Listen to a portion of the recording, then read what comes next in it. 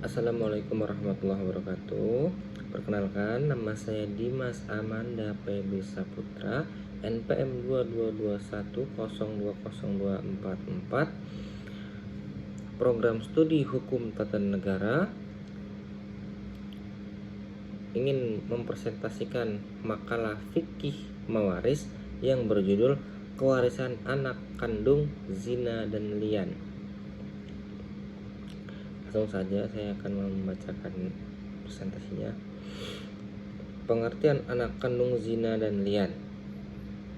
Anak kandung adalah istilah yang digunakan untuk merujuk pada janin yang dikandung dalam rahim seorang ibu, baik laki-laki maupun perempuan. Istilah ini berasal dari bahasa Arab yang berarti hamalat, yang tercantum dalam Al-Quran. Menurut hukum waris Islam, bayi dalam kandungan memiliki hak waris dan dianggap telah dilahirkan. Namun, untuk dianggap hidup secara hukum, bayi tersebut harus lahir dalam keadaan hidup. Anak di luar nikah di dalam fikih disebut sebagai walad az-zina hasanayan. Muhammad Makluf membuat terminologi anak zina sebagai anak yang dilahirkan sebagai akibat dari hubungan laki dan perempuan yang tidak sah. Hubungan laki-laki dan perempuan yang tidak sah sebagaimana dimaksud adalah hubungan badan antara dua orang yang tidak terikat tali pernikahan yang memenuhi unsur rukun dan syarat nikah yang telah ditentukan. Selain itu, hubungan laki dan perempuan yang suka atau karena pemerkosaan baik dilakukan oleh yang telah menikah atau belum menikah atau wabah Az-Zuhaili mencatat bahwa menurut ulama Malikiyah, zina adalah salah satu penghalang kewarisan di dalam ketentuan fikih Islam. B. Dasar hukum syarat penyelesaian warisan anak kandung, zina dan lian. Syarat agar anak dalam kandungan warisan dapat mendapat warisan menurut hukum Islam adalah sebagai berikut. Yang pertama, anak dalam kandungan harus sudah terwujud dalam rahim ibunya. Hal ini berarti bahwa anak tersebut sudah memiliki bentuk fisik yang jelas dan dapat dipastikan keberadaannya dalam kandungan ibu. 2. Anak dalam kandungan harus lahir dalam keadaan hidup. Ketiga, anak dalam kandungan harus memiliki hubungan kekerabatan dengan pewaris.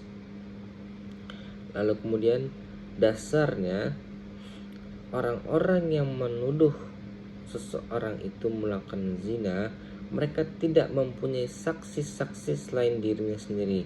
Maka persaksian orang itu ialah 4 kali bersumpah dengan nama Allah, sesungguhnya dia adalah orang yang termasuk beriman, dan sumpah yang kelima bahwa laknat Allah atasnya jika dia termasuk orang-orang yang berdusta. Surat An-Nur ayat 6. C. Pendapat ulama terkait mewaris anak zina dan lian. Pendapat pertama, ulama fikih yang termasuk kelompok pertama ini menjadikan hadis yang diriwayatkan oleh Sahil bin Sa'du sebagai dalil. Sunnah menetapkan bahwa anak yang dapat mewarisi dari ibunya dan ibunya dapat mewarisi darinya dengan bagian yang telah ditetapkan oleh Allah Subhanahu wa taala. Jumhur ulama juga mempunyai dalil yang menguatkan pendapat mereka bahwa waris mewarisi harus sesuai dengan ketetapan nas, dan tidak ada nas yang menyatakan bahwa ibu boleh mewarisi lebih dari 1/3. Demikian juga dengan saudara seibu, tidak bisa lebih dari mewarisi 1/6. Contohnya, seorang anak yang lahir karena perbuatan zina atau lian wafat meninggalkan warisan berupa tanah seluas 90 hektar dan meninggalkan ahli waris, ibu, ayah, paman dari pihak ibu, dan ayah ibu. Dalam kasus ini seluruhnya warisan hanya diberikan kepada ibu. Oleh karena mendapatkan bagian tetap dan pengembalian disebut dengan arat. Hal ini disebabkan paman dari pihak ibu dan ayahnya ibu termasuk dalam kelompok Az-Zawil Arham, dan ayah si mayit tidak mendapatkan apa-apa karena nasabnya terputus. Yang kedua, pendapat kedua, dalam riwayat Ibnu Mas'ud, Ibnu Umar berpendapat serupa dengan pendapat kedua. Pendapat ini juga dipegang oleh ulama-ulama besar dari kalangan tabi'in, juga dipegang oleh ulama besar dari kalangan tabi'in seperti Atta, Mujahid, An-Naqi, dan As-Sabi'i. Hadis yang dijadikan dalil oleh para ulama yang berpendapat demikian adalah sabda Nabi Muhammad SAW menjawab pertanyaan mengenai hal ini. As-Sabbah adalah As-Sabbah ibunya. As-Saqani berkata, ketika menjelaskan pendapat ini, ibu mendapatkan bagiannya. Kemudian ibu As-Sabbah itu secara beruntun. Pembagian tersebut dilakukan jika tidak ada orang lain selain ibu dan kerabatnya, misalnya anak laki-laki atau istri si mayit. Jika si mayit mempunyai anak laki-laki atau istri, mereka berhak mendapatkan warisan sesuai bagian dan masalahnya waris mewarisi.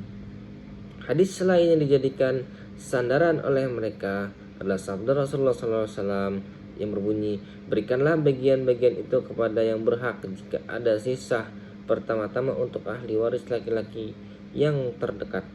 Pendapat ketiga. Sedangkan pendapat ketiga ini, mereka yang diterima sebagai asobah ibunya sebagai asobah anak lian dan anak yang lahir karena perbuatan zina dengan syarat ibunya tidak ada atau meninggal.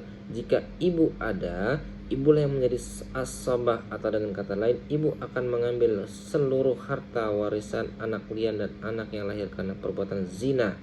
Dalil yang dipergunakan oleh para ulama yang berpendapat demikian adalah sabda Nabi Muhammad SAW yang berbunyi, yang artinya perempuan menguasai 3 warisan: warisan budak yang dimerdekakan, barang yang ditemukan, dan warisan anak liannya.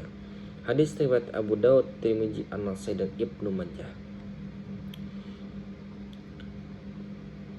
Lalu kesimpulan daripada makalah mengenai kewarisan ini ialah, dari pemaparan singkat yang saya sampaikan dapat diambil beberapa kesimpulan, yakni mengenai anak kandung, ketetapan bahwa dia mendapatkan warisan adalah melalui ayahnya atau melalui ibunya, sedangkan anak hasil perbuatan zina dinasabkan langsung kepada ibunya, suami dalam masa iddah. Sedangkan jika wanita memiliki suami atau dalam masa iddah, maka secara otomatis anak tersebut menjadi tidak sah dalam mendapatkan harta warisan. Meskipun anak itu mempunyai status yang sama dengan anak zina, yaitu sama-sama anak daripada anak yang tidak sah, namun perbedaan antara keduanya adalah anak dari hasil hubungan zina tetap jelas statusnya daripada awal seperti lahir dari perempuan yang tidak bersuami, sedangkan anak lian yang lahir daripada perkawinan antara suami dan istri yang sah namun tidak diakui anak tersebut oleh dari suami itu sendiri. Dapat disimpulkan pula bagaimana hukum pewarisan terhadap anak ini hasil perbuatan zina. Itulah hasil presentasi saya pribadi mengenai materi yang berkaitan dengan